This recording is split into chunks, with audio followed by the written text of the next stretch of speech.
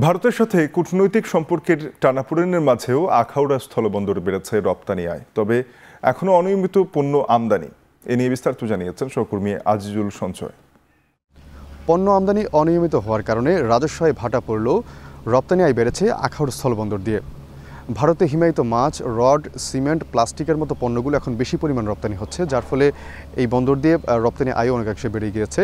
2023-24 অর্থবছরে এই বন্দর দিয়ে ভারতের রপ্তানি হয়েছিল 428 কোটি টাকার পণ্য, এবং এখন পর্যন্ত 2024-25 অর্থবছরের এই এপ্রিল পর্যন্ত ভারতের রপ্তানি হয়েছে 453 কোটি টাকার পণ্য, যা বিগত অর্থবছরের তুলনায় প্রায় 25 কোটি টাকা বেশি।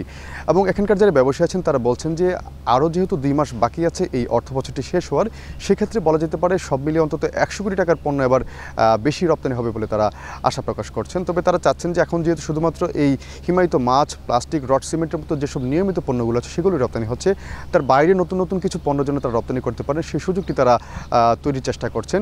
তবে এখানকার যারা ব্যবসায়ী আছেন তারা বলছেন যে মূলত পণ্য আমদানি অনিয়মিত হওয়ার অন্যতম কারণ হচ্ছে এখন যেহেতু টাকার বিপরীতে ডলারের মূল্য বৃদ্ধি, এর ফলে এই বন্দর দিয়ে ভারত থেকে পণ্য আমদানি করে তারা খুব বেশি মুনাফা করতে পারেন না, যার ফলে তারা এখন পণ্য কম আমদানি করছেন। তবে তারা বলছেন যে এই ডলারের দামটি যদি আবার স্থিতিশীল হয়ে আসে, এছাড়া এই যে তারা দীর্ঘদিন ধরে যে দাবিটি জানিয়ে আসছিলেন এই বন্দর দিয়ে ভারত থেকে সব ধরনের পণ্য আমদানির অনুমতি, সেটি যদি মিলে তাহলে তারা আবারও পুরোদমে পণ্য আমদানি শুরু করতে পারবেন, যার ফলে এখানকার সরকারদের কিন্তু এই যে রাজস্ব সেটি কিন্তু অনেকাংশে বৃদ্ধি পাবে।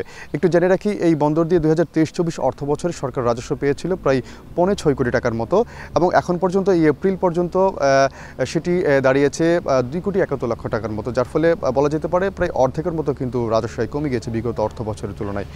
তো আমার কাছে এই ছিল আখাউড়া স্থল বন্দর থেকে এখানকার পণ্য আমদানি রপ্তানি সংক্রান্ত সবশেষ তথ্য।